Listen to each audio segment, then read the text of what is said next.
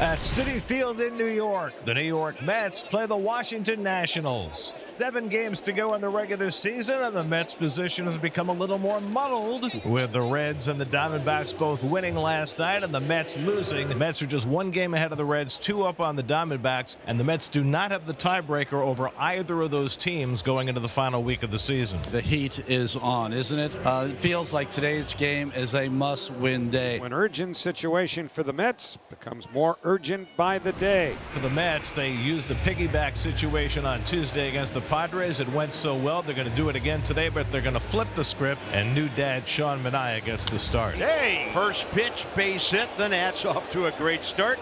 And that's as good a contact as James Wood has made lately. First knock of the series to go with an 0 for 7 and 2 walks. So a leadoff base runner, and now Dylan Cruz is 2 for 8 in this series. Pulled on the ground, handled by Beatty. Out at second, McNeil to first, low throw, and Alonso stays on the bag. Double play, 2-man down. He wound up doing a bit of a belly flop, landing on his stomach, pointed toward Jeff McNeil, the second baseman, but in all, they got it done. 5-4-3, 2 out, nobody on.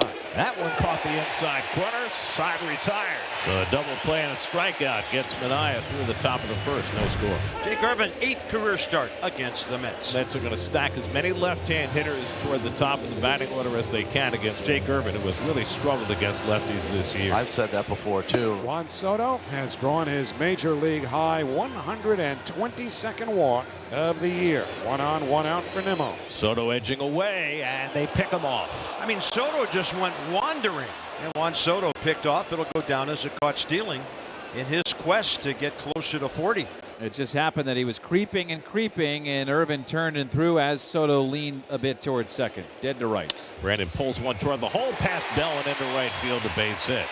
So the Mets' first hit belongs to Brandon Nimmo, and a 2-out base runner for Pete Alonso. Well, an extra loud ovation for Alonso. Everybody in this ballpark is aware of the fact that if things do not break right for the Mets, it could be Pete's last home game. Breaking ball, swing and a miss. He struck him out. Curveball effective for Irvin here in the bottom of the first inning. He has 2 strikeouts. Dalen Lyle, first pitch swinging against the left-hander Sean Manaea. Boy, the Nationals have been ready today, jumping on his fastball, recognizing it. And so Lyle with a base hit. Hits in all 3 games of the series, 7 of his last 9 and 18 of his last 21. So here's Alfaro, the right-hand hitting catcher, batting .259. He's been around. He is with his 6th big league team. He gets a good piece of that one. Ball hooking and hitting at the base of the wall. Lyle to third. Alfaro chugs into second. Ball gets away. Here comes Dalen Lyle, reading the situation, and he finally scores. And the Mets again guilty of throwing the ball around. It's 1-0 Washington. More sloppy defensive play by the Mets. This will be their 4th error of the series. On a cutoff throw, you could hear probably the barking for the runner at second, Alfaro, the cutoff to go to second base. So Nimmo fires into Lindor. Lindor fires over to McNeil, and McNeil has to make kind of a diving grab just to get a hold of this ball, and it goes by him. Alonso trips, the ball squirts by him. That allows Lyle to score. Sim Nunez subbing for Abrams today at shortstop. Swung on, hit in the air to deep left center field. Nimmo going back at the warning track, at the wall leaping, and it is gone. Goodbye. Now Sim Nunez with his 3rd home run of the season, his first as a right-hand batter. A 2-run shot to make it 3-0 Washington. That is a huge body blow. The last guy in the lineup you expect to hit a home run, and Nunez hits a 2-run bomb to make it 3-0. Luis Torrens just keeps on producing. His 14th double of the year gets the Mets started in the 3rd. Mets down 3, bottom 3, nobody out. Mullins, meanwhile, hitting .183. This is his 40th game since the trade from Baltimore. Lifted in the air, down the left field line toward the corner. Lyle sprinting over, slides, and he makes the catch. But no, he didn't. He dropped the ball. The umpire says he dropped the ball, and now he's hurt. And Torrens going to come around to score. And the center fielder, Young, is calling for emergency personnel. Oh, no. He hit the Anything concrete. but this. He hit the concrete. I wasn't sure whether the ball was fair or foul, and that's what the umpires are going to have a discussion about. But Lyle with a feet-first slide, trying to make that catch. Whether he held on to it is a question. And then because of the injury to his knee, he let go of his glove and the ball, and he is writhing in pain. And this is just awful. I've often wondered why the padding never extends all the way down to the ground. So nice to see him walking, because he was in tremendous pain after jamming that left knee into the concrete under the padding. And the Mets got a huge break there because Mullins just didn't know what was going on. And apparently time was called before he dashed for second base and got thrown out. It'll go down as a Mullins RBI single to left field, even though Dalen Lyle comes away injured, and it's 3-1 after all that craziness. So Mullins is at first. There's nobody out. Lindor is up. It's 3-1 Washington in the third. Yeah! Oh, Josh Bell's going to turn it into a double play, and that's where Mullins pays the price for not being on second. Josh Bell is perfectly, as tall as he is, extended the glove up as high as possible, and because he was holding the runner on, he was in the perfect spot. Tough luck, double play out, hit into by Lindor. So runner at third, 2 outs. Pitch to Nimmo. Swung on, punched into left field. Hassel back a step or two is there, and then he reaches up and makes the grab. He almost got burned by it, but Hassel made the play to end the inning. Fourth inning, 3-1 Washington. Robert Hassel just into the game, gets his first at bat, and he hits one that banks off Alonso for an error. Well, the Mets' sloppy defense in this series is just hamstringing them. And that's going to be all for Sean Manaea.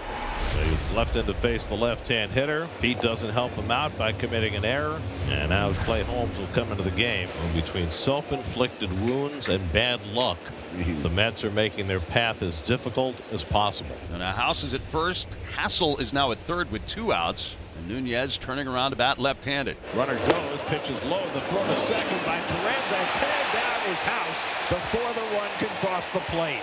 The caught stealing ends the inning. Last of the fifth inning at Citi Field. Nationals 3, Mets 1. Here's Brett Beatty. And he rockets one out to center field. A long run back for Young. Back to the track at the wall. He leaps and he bobbles it. And he caught it. He caught the ball. Oh, wow. What a play by Young. He leaped into the fence off his glove, batted in the air with his throwing hand, and grabbed it out of the air with his glove. Unbelievable. Gets turned around, keeps it off the wall. Then it pops out, hits him in the right foot. He hacky sacks it up into his left into the glove. That's how he made that play. That is absolutely amazing. Now, we've known some players who were really good at hacky sack. That's right. We have to find out if Mr. Young is one of those. If he's from Cali, that increases his chances. We go to the last of the sixth inning. It's the Nationals 3, the Mets 1. Now, Jake Irvin, the Washington starter, needed only 8 pitches to get through the fifth inning. So he's at 78 as he begins his third time through the Mets order. Lindor started the day with a 9-game hitting streak, 0 for 2 so far today. Swing and a drive deep to right field. Back goes Cruz onto the track at the wall. It is gone. Number 28 for Francisco Lindor. And the Mets pull back to within a run. It's 3-2.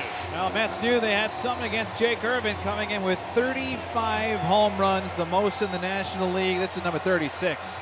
And it gets the Mets right back into it. It shouldn't feel like it does with a 2-run game, but they needed that to wake the offense right back up after Irvin had been dealing. Lefty Mitchell Parker is now into the game for the Nationals. He's just been moved to the bullpen, and he will make his Major League relief debut now following Jake Irvin to the mound with Brandon Nimmo at second, Pete Alonso at first. And now Mark Vientos coming up in what should be a pretty good matchup for him against the left-hander. Check swing. Did he go around? Yes, he did. And Vientos out of the game. He just slammed his helmet down, slammed the barrel of his bat at home plate. He is punched out by first base ump Chris Conroy on appeal. Now Vientos flips his bat into disgust, pleads his case to John Tumpane, who immediately threw Vientos out of the game after striking out to end the sixth inning. And Cruz steals the base standing up, his 17th steal of the year. So runner in scoring position with nobody out. 1-2 to Chaparro. Backdoor the slider for strike 3. Perfect pitch by Soto for the first out. You've got to protect against that 97, 98 mile an hour fastball from Soto, and a perfectly placed backdoor slider. No chance for Chaparro. In there, strike 3 called. He looked at a 98 mile an hour fastball right down the middle. So there are 2 men away, and I guess there is the option. Well, I don't know, Mendy's not doing anything yet. Again with first base open. You don't have to pitch to DeYoung here, but hey, the guy's 0 for 3. Came in batting .239, regardless of what he did back in the day when he was a Cardinal against the Mets. Well, Soto left in to pitch to him.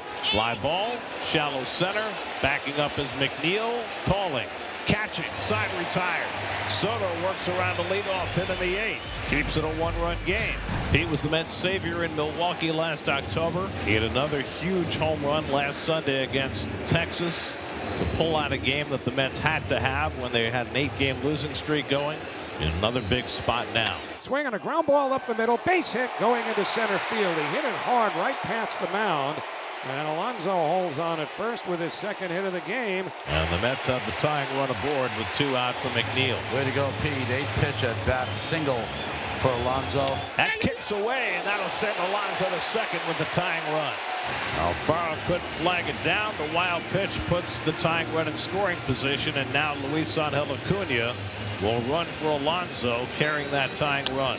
Bouncer right side. DeYoung has it, and we're going to the 9th. Diaz, who worked last night, pitched a 1-2-3 10th inning. He threw 7 pitches to get 3 outs. So here is the Mets closer. Struck him out with a slider. Diaz fans Alfaro, 1 man down. If Edwin Diaz had his wishes, he would throw that slider over and over. It's as good, as tight a slider you will ever see from him. Payoff pitch swung on and missed strike 3. Got him with a slider away.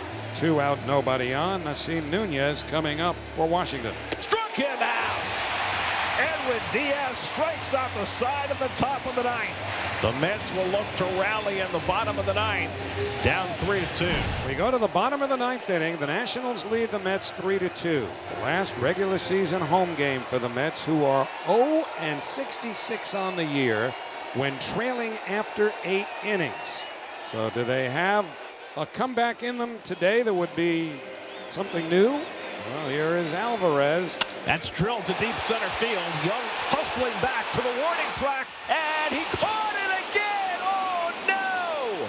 Jacob Young catching it right at the orange line. His second robbery of the day. And it stays 3-2 on another gem by our center fielder. I mean, this might be the catch of the year. Now, where he jumps halfway onto the warning track, he leaves his feet and goes back on this. The no doubles defense helps out, and oh yeah, he took that one away. We had our head on our hands here too.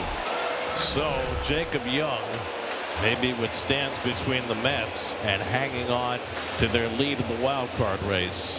He made a juggling hacky sack catch against Beatty in the 5th, and now a home run saving catch against Alvarez in the 9th. Swinging a high fly ball to center. Young broke in, now stands his ground, makes the one-hand catch, 2 men away. And Luis Torrens will be the batter with 2 out, nobody on. Torrens doubled and scored, struck out twice. 0-2. Line drive to short, caught by Nunez, and the Nationals take 2 out of 3 from the Mets. Jacob Young with a fantastic day in center field. A 2-run homer by Nasim Nunez. Mitchell Parker gets a save in his first career relief outing, and the Mets snake bit, self bit, finish a 4-5 homestand, and their destiny is no longer in their control with 6 games to go.